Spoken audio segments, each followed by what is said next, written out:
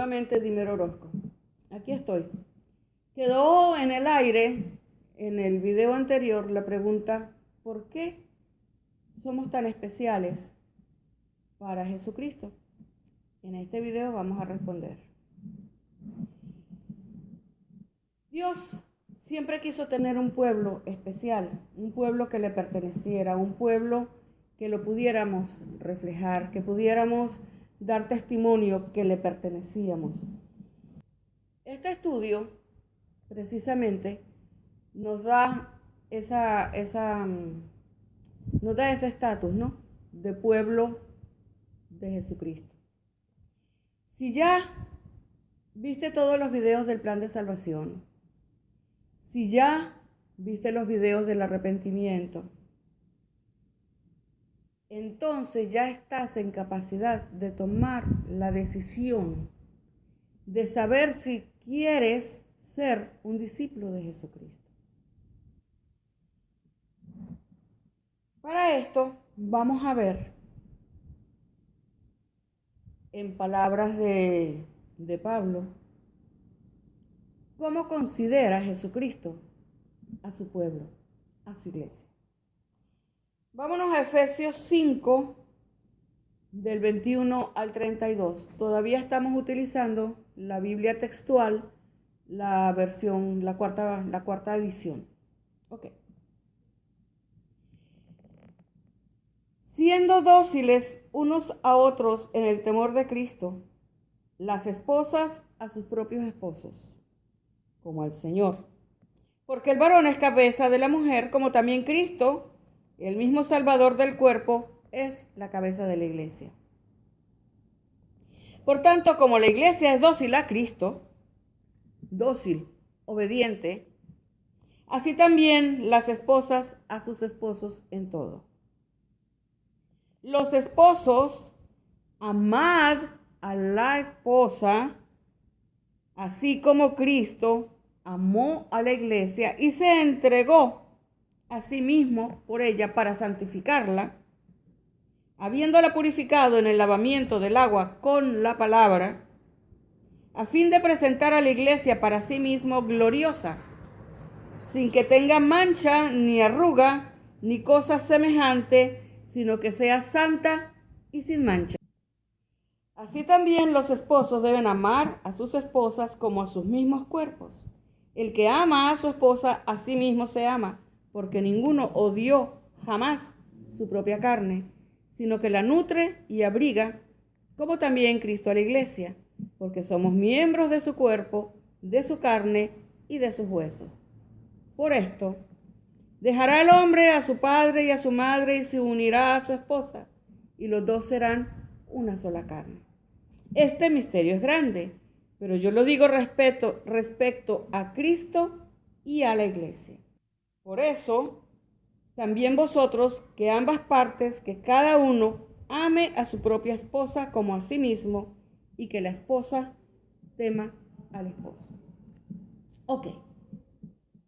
Cristo nos ama como a su esposa, la iglesia, la esposa de Cristo. Por eso somos tan importantes. Por eso tenemos que prepararnos. Por eso tenemos que reflejarlo. Porque nosotros estamos en formación para ser la esposa de Cristo. ¿Por qué hago la diferencia? Porque los que no se preparan no van a llegar a ser. ¿Serán salvos? ¿Irán al cielo? Sí, pero no en la calidad de la esposa de Cristo. Para llegar a ser la esposa de Jesucristo, nos tenemos que preparar. ¿Cómo empieza esa preparación? Siendo discípulos de Jesucristo. Haciendo lo que Él nos mandó a hacer. Preparándonos, conociendo sus palabras. Si no sabemos qué dice la palabra, si no sabemos cuáles fueron sus indicaciones, sus recomendaciones y sus órdenes, sus mandamientos, nunca llegaremos a pertenecer a la esposa de Jesucristo, aunque nos llamemos cristianos, aunque vayamos al cielo cuando nos toque ir, pero no en calidad de esposa. Entonces, con esta base, ¿cómo debe ser nuestro comportamiento? Pues mira, nuestro comportamiento tiene que ser como el de una esposa, tal cual. Amar a Jesús como nuestro esposo, obedecerlo y serle fiel. ¿Por qué se hace la salvedad de la fidelidad en estas escrituras, en este estudio? Ok. Vámonos a Oseas 9:1. Vamos a usar la Reina Valera en este momento.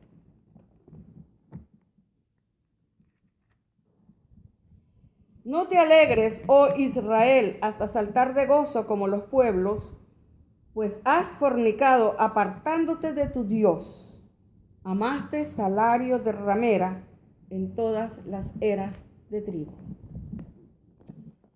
¿Qué es esto de salario de ramera y palabras tan fuertes que dice la Biblia sobre la gente infiel, sobre las esposas adúlteras?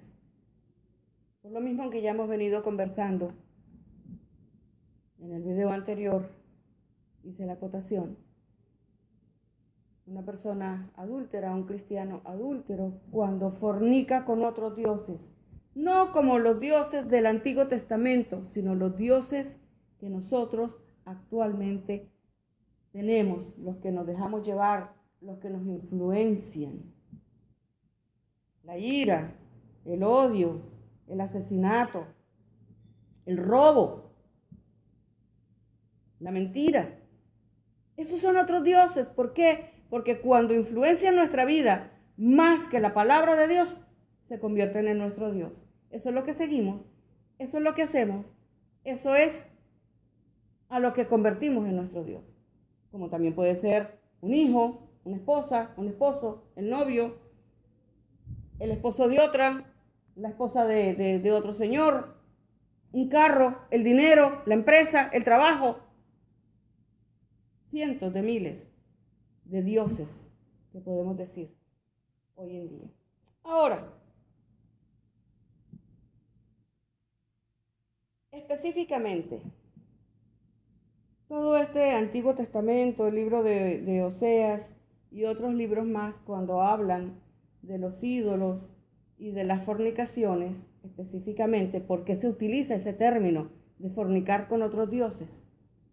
Vamos a ver qué era el culto a Baal. Ese era el dios más prominente en el Antiguo Testamento. Y ellos celebraban anualmente fiestas bacanales para llamar a su dios y a su esposa, Acera, o tenía también el nombre de Astarot, Astarte. Tenían, según la cultura, según el país, según las comunidades o las congregaciones, se le daba el nombre a esta diosa. Era la esposa de Baal. Cuando llega el invierno, la tierra descansa, ¿no? Duerme. Venía lo que era una época de mucha sequía, mucho frío. Digamos que ellos decían que se moría la tierra. El invierno era muerte, y es muerte de la vegetación. Después viene las lluvias de la primavera y la tierra comienza a reverdecer. Entonces, ¿cuál era su doctrina? Por decirlo de alguna manera. Durante el invierno se juntaba la sacerdotisa de Acera con el sacerdote de Baal y hacían un culto, una reunión, una celebración, como sea, en donde llamaban al Dios que estaba muerto a través de su esposa. Entonces la sacerdotisa y el sacerdote representaban a Baal y a Acera. Se juntaban sexualmente en esa ceremonia para invitar al dios a que se levantara de la muerte y viniera a fertilizar la tierra para que la tierra pudiera brotar nuevamente la vida, la vegetación. Entonces, en esa ceremonia sexual que ellos tenían, juntaban el sacerdote y la sacerdotisa, juntaban al dios y a la diosa, Acera,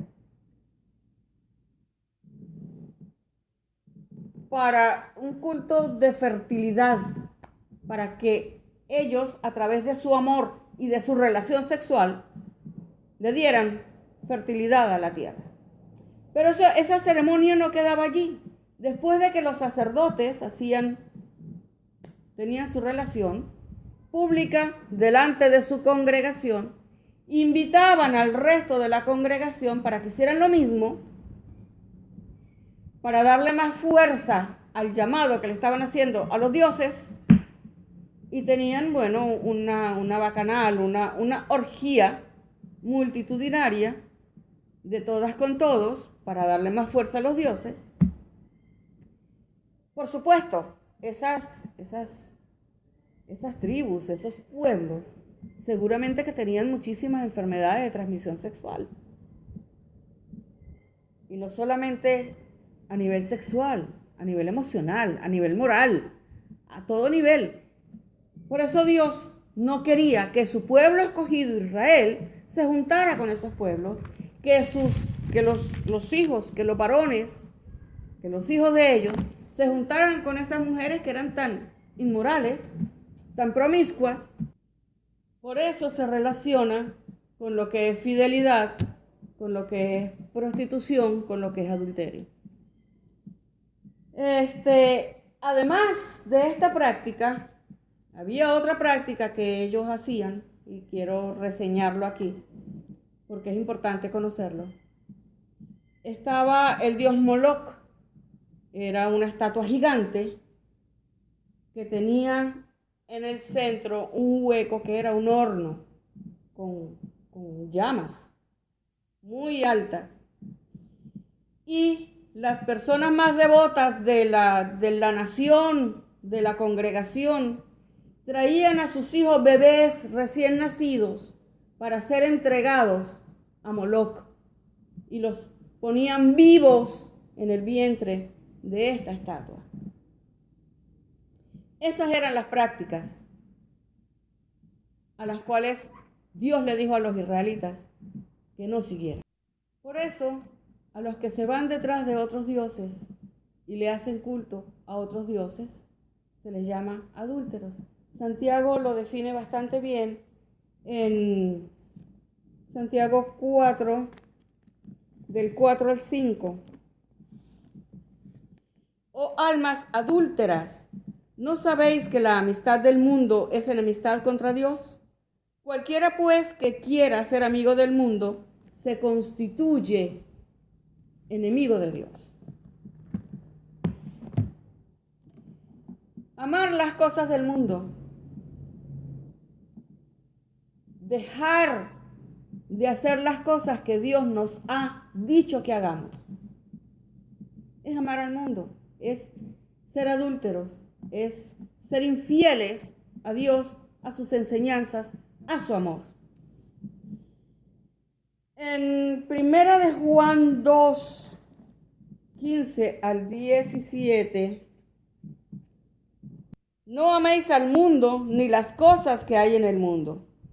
Si alguno ama al mundo, el amor del Padre no está en él, porque todo lo que hay en el mundo, la pasión de la carne, la codicia de los ojos y la soberbia de la riqueza, no proviene del Padre, sino del mundo. Y el mundo está pasando y sus deseos, pero el que hace la voluntad de Dios permanece para siempre. Tanto hoy en día como en la antigüedad, hemos decidido crecemos diciendo que lo malo es bueno y que lo bueno es malo. Que las cosas de Dios son aburridas, son malas. Que las cosas del mundo son divertidas, son buenas. Y no, es todo lo contrario. Son las cosas de Dios las que son buenas. Continuamos con este tema en el próximo segmento.